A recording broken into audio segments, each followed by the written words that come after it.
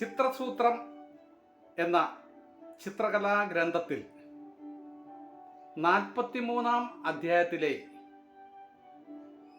38-ാം ശ്ലോകമാണ്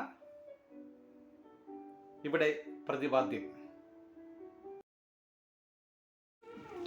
1500 വർഷം മുമ്പ് രചിക്കപ്പെട്ട ചിത്രസൂത്രം എന്ന ഗ്രന്ഥത്തിൽ ചിത്രകലയെപ്പറ്റി വളരെ വിശാലമായി വിവരിച്ചു കാണുന്നു. അതിൻ്റെ നിർമ്മാണ രീതികൾ,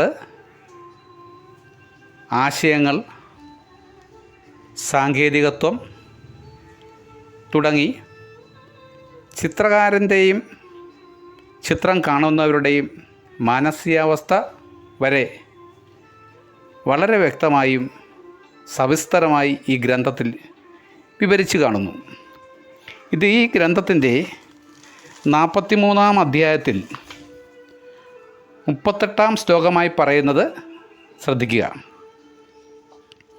കലാനാം പ്രവരം ചിത്രം ധർമ്മകാമാർത്ഥമോക്ഷതം മംഗല്യം പരമം ചെയ്തത് ഗൃഹേ യത്ര പ്രതിഷ്ഠിതം. ധർമ്മം, അർത്ഥം, കാമം, മോക്ഷം എന്നീ പുരുഷാർത്ഥങ്ങളെ പ്രദാനം ചെയ്യാൻ കഴിവുള്ള കലയായ ചിത്രകല എല്ലാ കലകളിലും വെച്ച് ഉത്തമമാകുന്നു. ഒരു നല്ല ചിത്രം സ്ഥാപിച്ചിട്ടുള്ള ഭവനം ഏതായാലും അവിടെ എല്ലാവിധ ശ്രേയസ്സും മംഗളവും ഭവിക്കുന്നു. അതായത് 1500 വർഷം മുമ്പ് ഇന്ത്യയിൽ നിലനിന്ന ഒരു ചിത്ര സംസ്കാരം ഇന്ന് പാടെ നശിച്ചു പോയിരിക്കുന്നു എന്നതാണ് ഈ ശ്ലോകത്തിൽ നിന്ന് വ്യക്തമാകുന്നത്.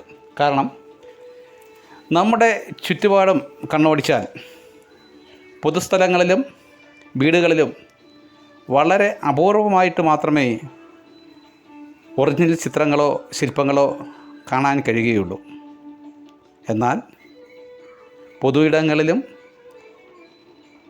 വീടുകളിലും ചിത്രങ്ങൾ സ്ഥാപിച്ചാൽ അതിൽ താമസിക്കുന്നവർക്ക് എല്ലാവിധ ഐശ്വര്യവും സന്തോഷവും ഉണ്ടാകുമെന്ന് 1500 വർഷം മുമ്പ് പറഞ്ഞത് നമ്മളിപ്പോഴും പാലിക്കപ്പെടുന്നുണ്ടോ എന്ന് ചോദിച്ചാൽ തീർച്ചയായും ഇല്ല എന്നതാണ്. ഇനിയെങ്കിലും ഇതിനൊരു മാറ്റമുണ്ടാകട്ടെ. അതിന് കാരണമായി തീരട്ടെ കൊല്ലം ഋഷികേശ് ആർട്ട് ഗ്യാലറി എന്ന് ഞാൻ ആത്മാർത്ഥമായി ആഗ്രഹിക്കുന്നു.